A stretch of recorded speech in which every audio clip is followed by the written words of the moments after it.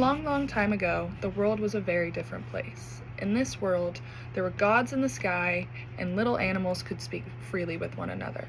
In this era of the world, there was a sky god, Nyame, and he carried with him all of the wisdom of the entire world. He had it on a little chain. It was just this little tiny clay pot that he had right here. And one day he was thinking, I need to give all of this wisdom that I have to Earth so they can prosper, they can be free, finally. They can break these chains and they can grow into a great civilization. And so as he's looking down, he's trying to pick the perfect person to give this clay pot of knowledge to.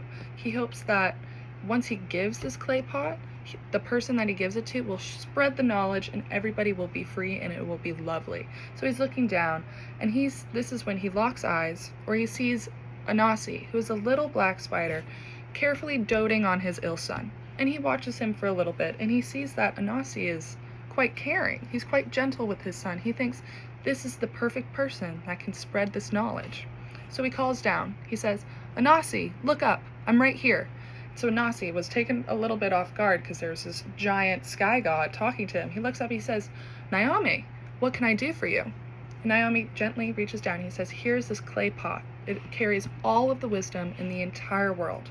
Your only job is to share it freely and share it nicely. And so Anansi, of course, eagerly agrees. He's over the moon ecstatic. He says, thank you, Nyame. Thank you so much. I will do as you say. I promise. Nyame is feeling pretty good about himself. So he says, thank you, Anansi. I'm going to go back up to the sky now.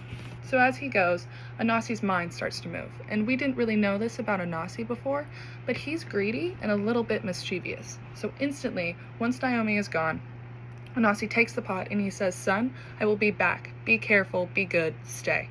And so Anansi is off on an adventure, and because he's thinking to himself, if I have all of the knowledge in the world in this little clay pot, I will finally be the most powerful creature in all of the land. And he's very excited because he's just this little black spider. So as he's walking, he's trying to look for a little place to hide the clay pot so nobody else finds it. He thinks maybe I'll put it in a bush. No, that's too easy to find. Maybe I'll tuck it underneath the root of a tree. And he's like, oh no, it doesn't blend in like I wanted it to. And as he's walking around, quite scared that anybody's going to see this newfound treasure of his, he spots the tallest tree in his entire village, and he thinks, yes, this is perfect. I'm going to climb all the way up that tree, and I'm going to put the pot on the very top so nobody can see it and nobody can have it but me. So as he's looking at the tree, he's trying to think of the best option to climb it with this pot. And what he comes up with is he's just going to tuck it under his arm, and he's going to use one arm and his legs to climb up the tree. And as he's doing it, he's having a really hard time because he only has one arm. The pot is banging left and right. It's getting in his way. He's moving really slow. He's terrified that somebody's going to see him. And this is when his son calls up to him. He says, Father, Anansi, what are you doing? Anansi looks down and says, nothing. Go back to bed. You're sick. And Anansi's son says, but Father, why don't you just tie the pot on your back? That way you can have both arms to climb the tree. And Anansi didn't let his son see this, but he was angry. Because he was thinking to himself, I have all of the knowledge in the world. How could I not think of something so simple, yet so perfect for this situation? And so he kind of hides how he's feeling, and he looks down at his son. He says, son, you're so smart. Thank you so much. I'll be down in a second. Stay right there. And so he starts climbing down. But then his anger kind of takes control of him, and his greed, and he was just really rumbling in his head. So as he's climbing down, he's getting super angry. He thinks, if I'm not the most powerful, if I don't have all the wisdom, no one will have it.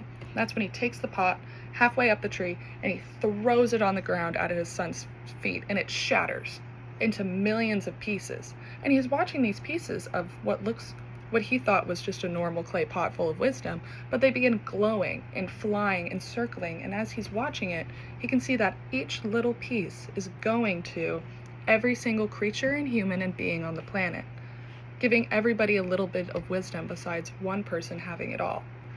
So this being said, if somebody younger, smaller, or even quieter speaks up, listen, because even a talking spider with a magical clay pot couldn't climb up a tree by himself. Thank you.